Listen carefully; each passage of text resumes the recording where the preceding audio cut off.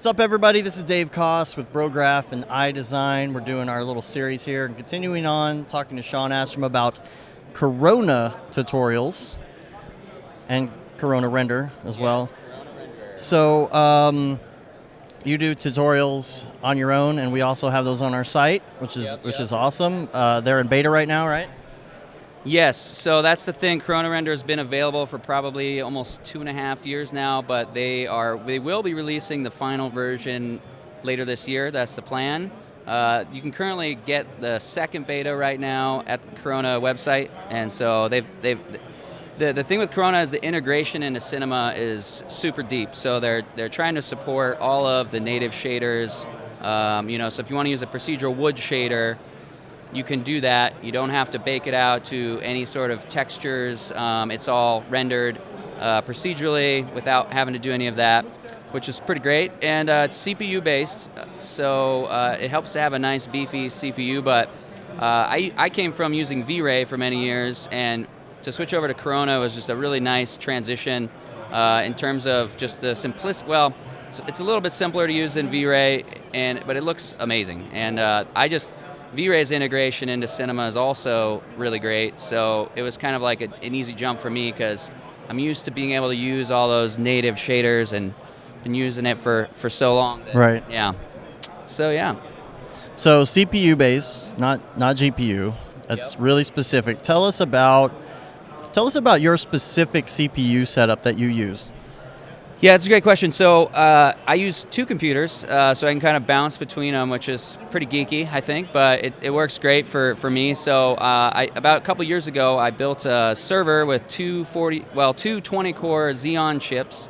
So it actually has 40 cores and gets a... That's pretty hardcore. Yeah, it's a little hardcore. So not everyone's going to do that, but for me and what I do and being in Cinema 4D 10 hours a day, like it made sense. Like, I kind of agree with Nick Campbell when he says, like, put your money, buy the nicest computer you can put together, because if this is what you're doing, then it makes sense. But yeah, so that particular machine gets a Cinebench score of around like 4,800, and then so I will use that a lot of times as like a render node. And then my main work machine, though, I actually just have an i9 12-core custom built PC that I use as my main machine, and I do have some GPUs in there that I will sometimes use with Redshift and everything else. But for Corona being on any modern day CPU, it's going to feel really fast. It's definitely one of the faster CPU based engines out on the market, if not arguably the fastest. So the secret to their speed is their GI solution is just crazy quick. It's like super state of the art. So yeah, it's awesome. So timeline wise, Yes. what is the release date looking like?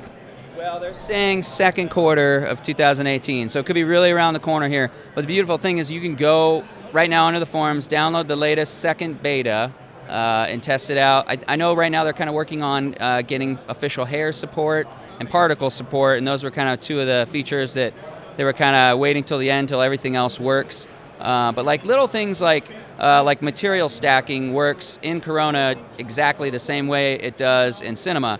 And that's a new thing now, right? That just kind of came out a few weeks ago? Like back around December. So, but just super tight integration. And gosh, there's just so many other nice things about it. Like the material, it literally has one material. Well, they recently added a really great skin shader, but the materials are super quick to set up, and it's just simple and easy to use. So I'm a big fan. Cool. So your website is? Yeah, ShawnAstrom.com. And if they want to find Corona? Corona-render.com. All right, cool. Yeah, check it out, guys. It's a good one.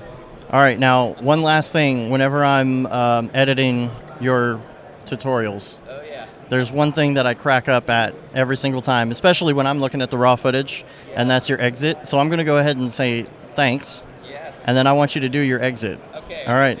All right. All right. Take care. Take care.